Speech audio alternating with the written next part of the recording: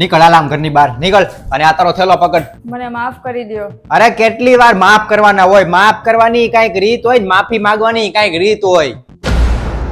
તને તો કોઈ સંબંધય સાચવતા નથી આવડતું ને કોઈ ઘરે આવ્યું હોય ને તો ઈ તને નથી ગમતું, તરત મોઢા તળા ચડી જાય છે.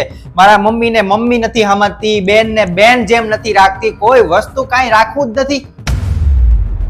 ક્યારે સુધરીશ તું? હવે તો મેં નક્કી કર્યું છે કે તું તારા ઘરે વહી જા અને તને જ્યારે હરખું લાગે તું સુધરી જા ત્યારે જ તું પાછી આવજે. હવેથી આવું નહીં કરું અને બધા કામ તો કરું જ છું ને.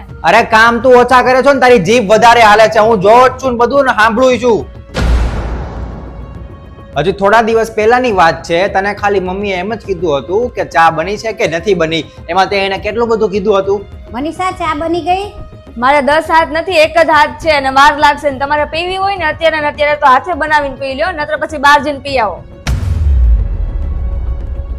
આખો દિવસ હું કામ કરું છું, કઈ બેઠી નથી રહેતી ને તમે નવરા છો તો આખો દિવસ ચા માંગ્યા રાખો છો. અને આ વાત એક દિવસની નથી, તારી તો રોજની થઈ ગઈ છે ને. રોજ તો હું તું સવાર બપોર સાંજ જ્યારે પણ તને કોઈ કાંઈ પૂછે ને એટલે બસ તને આવું જ સંભળાવતા આવડે છે. અરે પણ એકલી કામ કરું છું તો ગુસ્સો આવી જાય છે. એટલો બધો ગુસ્સો આવતો હોય ને તો થોડો કંટ્રોલ કરતા શીખો, અને કંટ્રોલ ન થતું હોય ને એટલે જ હું તને અત્યારે તારા ઘરે મોકલી દઉં છું ને. ત્યારે જ્યારે તને કંટ્રોલ થાય, બધું હરખું થાય, તું સુધરી જા ને પછી ત્યાં પાછી આવજે. અને તું કામની વાત કરે છો ને ગુસ્સાની વાત કરે છો ને તો અમે આખો દિવસ કામ કરીએ છીએ અને તું તો અહીંયા ઘરમાં કામ કરે છો. અમે તો બહાર ક્યાંય 10-10 કિલોમીટર 15-15 કિલોમીટર આગે જઈને કામ કરીએ છીએ. અમને કાંઈ થતું નહીં હોય.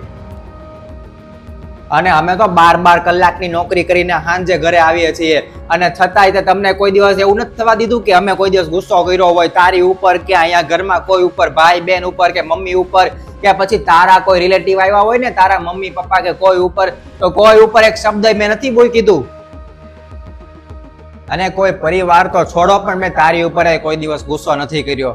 મને માફ કરી દો, મારાથી ભૂલ થઈ ગઈ. હવે પછી હું ક્યારેય નહીં કરું. તમારી બેન ને હું મારી બેન હોય એમ જ માનીશ ને મમ્મી ને તે મારા મમ્મી હોય ને એવી રીતના જ માનીશ.